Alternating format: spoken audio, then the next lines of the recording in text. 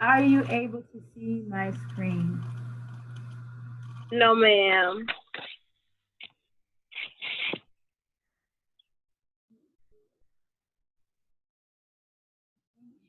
I can see your computer, like you going to the lab. Okay.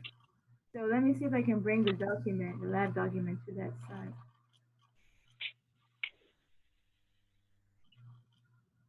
And I have to see again. And you share the screen. So are you able to see this new document? Yes, ma'am. Okay. So what I did here now, essentially, you are supposed to make copies of the first page they gave you, and then fill one of those for each molecule. Now, what I did here was adapt that first page. That way, if you don't want to make fill one for every molecule, I adapted it last night actually, and made it so that you can actually fill two compounds per page. Okay.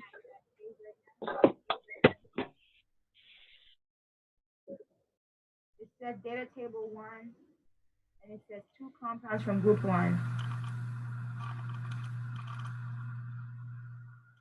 Oh, are you able to see that? Yes, ma'am. So which one do you have a question on? You said data table three? Yes, ma'am. Okay. On the so on the example where the ethane C2H6 and it has like the 3D dimensions and shape, rotation, and bonds and all that different kind of stuff, and the structural isomers and like where the blanks are. I'm not sure like what to put in there, like what the shape looks like, or Oh, what am I? okay. So going back to ethane, when you draw the three-dimensional structure, when you have single bonds in organic compounds, the 3D structure, essentially the carbons, the way they're connected is in a zigzag fashion. So let me see if I can find a picture online and then paste it on here and then share that. Okay. Yeah, it's the carbons in the middle that have that zigzag fashion, kind of like a chevron. Like kind of going like up and down, Yes, yes, like a chain, yes. like a chain. Okay. And so when they say 3D, that's what they're talking about. Well, it's kind of hard to see with the SAN structure, but let's see. Maybe like octane, something with many carbons would be a lot easier to see. I'm just going to show you a picture so you see what it looks like. Let me see if I can copy that.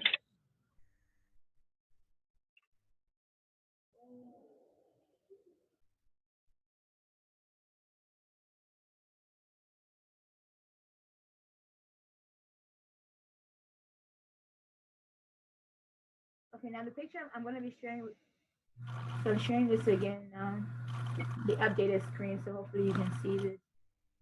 Yeah. Yeah, I can see that chevron.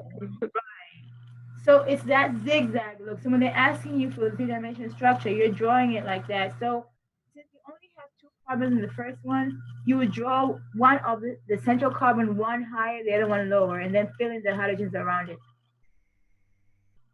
Okay, and then okay, yeah, so okay, that makes sense. So then for the shape, do we put the molecular geometry, or is that like the benz if it's not a benzene ring, or if it is? No molecular geometry. So for the ethane, that would be tetrahedral because it's four electron groups. Okay, okay, okay. So that makes sense. And then when you say the bond strength, that's basically the electron negativity, correct? Bond strength is pretty much comparing the single, double, and triple bonds. Okay, okay. So But okay. since ethane all has pretty much all of them are single bonds, then the bond strength will be, I mean, you don't need to actually put a value, just say if it's weak or strong compared to the others. So you're comparing, if you look at that whole table, you have ethane where all the carbons and hydrogens have single bonds. You have ethene where you have one double bond. Then you have ethine where you have one triple bond. So what you're comparing there is really the single bond versus the double bond and the triple bond. Okay, okay. That makes sense. And then for the structural isomers there, where it has those two blanks, do we just fill in like the shape of it two times or like the same 3D structure? Give me just a second. Let me try to write this here, share the screen with you so that you can say, because I'm going to say this and actually share it on eCampus since we're having this session. So just compare, Okay. compare bond strength, compare single, double, and triple bond. Okay, let me go ahead and share this new updated screen so that you can have that. Okay, so I pretty much put there in blue, you know, what we discussed, right? The 3D dimensional structure, so with the rotation of the bonds, single bonds tend to have the greatest rotation, and then the more bonds you have between two atoms, the more restricted the rotation. So it's harder to rotate atoms when they have many bonds. And so once again, single bonds to the double bonds to the triple bonds. Okay. Okay, so now we're moving on to isomers of carbon. So this is isomers of butane because it has 4 carbons. Okay, what was your question with that one? What are we filling in those blanks? Okay, so you essentially isomers exist when you have the same number of atoms. In this case, 4 carbons and 10 hydrogens connected differently to form different compounds. So the easy the isomers is starting with, you know, the hydrogen will never be in the center. So you start off writing your first structure with all the 4 carbons next to each other to form the butane. So 4 carbons in the middle, and then they're surrounded by 10 hydrogens. And so just to kind of show you a picture of that, let me once again find a picture online. This is the first time I'm doing this, but you know, I'm trying to learn how to use it, but it seems to be somewhat working. But let me find butane, the Lewis structure of butane, so I can show you what it looks like. Yeah, this is pretty cool. It's good that you can like go over and see kind of like you're in class. Right. It's just, yeah. I mean, I'm trying to figure out a way to make it work, but I'm learning on the fly pretty much, but it seems to be working. So, okay, so let me share this updated screen. It took me a while to figure out that I had to keep updating the screen as I add stuff to it. So you see, that's the first butane. Yes, ma'am. And then when you count the number of hydrogens, it's 1, 2, 3, 4, 5, 6, 7, 8, 9, 10. There's 10 hydrogens around that. Now you can connect this differently, and the biggest way to connect it differently is to actually branch the carbons. Let me see if I can. Oh well, this is going down. Let me put this. And then instead of having 4 carbons back to back or side by side, you have 3 carbons side by side, and then 1 carbon coming up from the middle one. So a different structure with different properties. So when you count the number of carbons, it's still the same number of carbon. It will still be 4. And the number of hydrogens will still be 10. So that has a different name, and later on you will learn how to name that. But that will be methyl propane. So let me get the lowest structure of that just to show you what that will look like.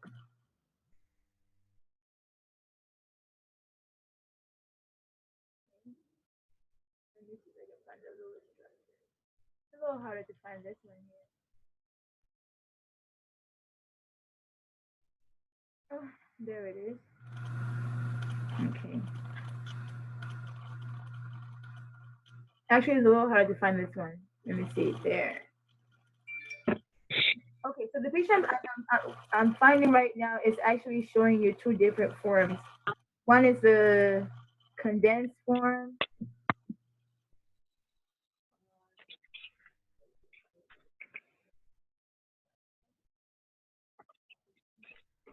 Let me see this. Oh, okay. So now we're getting the next picture. Let me see if I can show that to you. What this is showing you once again is, let's see, new share the screen. Are you able to see the second one? Yes, ma'am. Okay, so on this one here, you can see the longest chain, that's the longest chain where the carbons are back to back to back, has three carbons. And one of the carbons, in the fourth carbon got broken off one end, right? And it got stuck to the second. So this is an isomer of the first one. And it's called an isomer because the part that's similar is the number of atoms, but the part that's different is the way they're connected. So it makes a completely different compound with a different name. And that's because of the new position of the carbon, right? Right, right. When the atoms are connected differently, it forms a different compound, and yeah, essentially. Okay. And then with the alkanes, do we write a description of what they are? Okay, which one are you on right now? I kind of modified this page by doing all this stuff to it. So, um, let's see. The next one we're looking at is isomers of C4H8. That's not where you're looking, right? I'm trying to figure out where you're. The right there on the alkanes. Alkynes, I'm sorry. Alkynes. Okay. Can molecule one be made to look exactly like molecule two? Why not? Okay. Now, oh yeah. Okay, so here's the thing. With this part here, with the alkynes, the questions have to be flagged in the directions have to be, it's provided for you. So let me see if I can find the directions because looking at that, I'm a little lost. I haven't taught this class enough to have all the questions in my head yet, so I have to follow the directions given. So let me go back. I'm downloading the directions now so I can see what it says about the alkynes. So of course the directions are provided for you. So it tells you exactly what to do. I'm trying to see. Do you know what page the directions are on? For the activity 3, I believe that that's on page 14. Let me make sure. No, that's activity 5. So it's gonna be on page 9, continued on to page 10. Yeah, so I'm now on page 14. It looks like they gave you examples of what the isomers were for pentanes. I'm thinking it might be lower than that because it came right after the other one. Yeah, alkynes is, it looks like it's on page 16.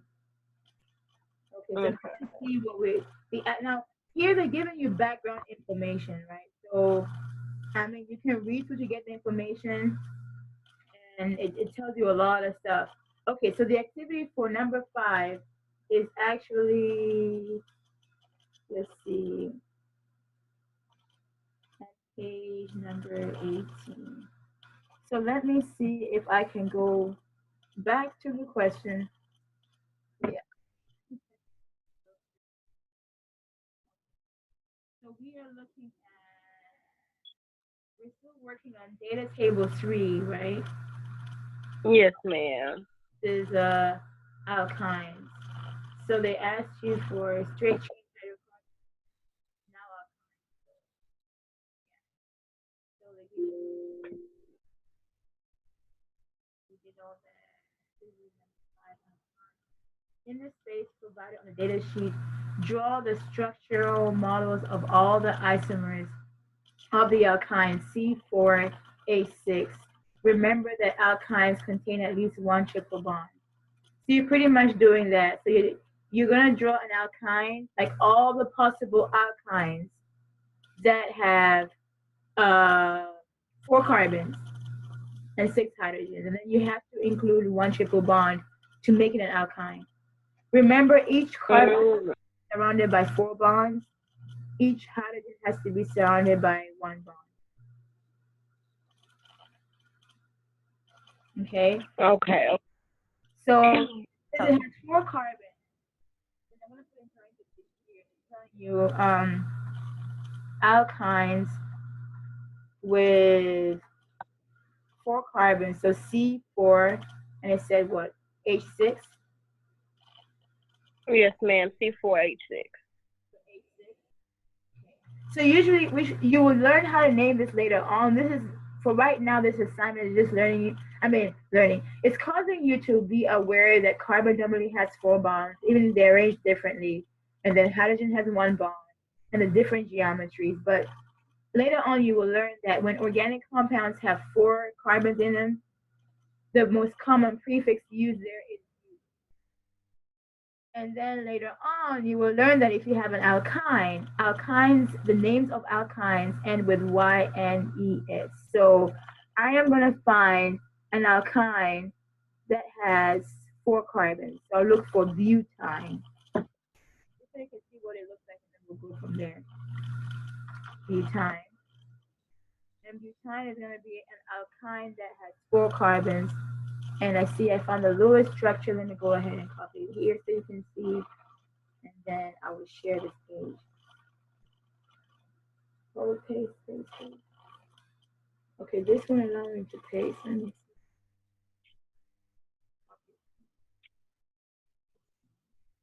Whoa, okay. It was a very easy. Okay, so let me go ahead and share this with you. Okay, so now can you see? Yes, ma'am.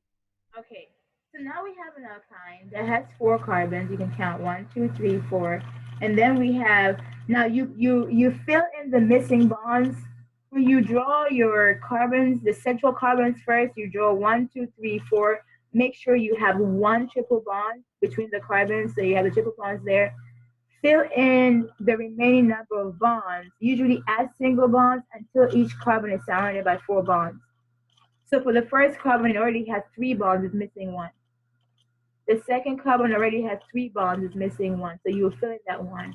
And the third carbon, usually it will have no bonds, so it already you gave it 1 bond, you will fill in 3 single bonds. And then the fourth bond that has the fourth carbon that has 1 bond, you will fill in 3 single bonds. And then around each single bond, you will place a hydrogen. That's how we get the 6 hydrogen. Okay. Now, there's not a lot of variations on this one. The first variation has a triple bond between the carbon 1 and carbon 2. The other variation you may see is a triple bond between carbon 2 and carbon 3. So that's how these will be different. But they all still have to have 4 hydrogens. 4 carbons and 6. Well, 4 carbons and 6 hydrogens. So these are also isomers. So isomers are different molecules having the same number of atoms or same number of elements. They're structurally different, but as far as the composition is the same. Okay, that makes sense. And then for the rest of them, I see I did them already with the cyclic and chemic compounds. I completed the rest of the lab. And you want us to include photos of each one of these? For the linear geometry, yes.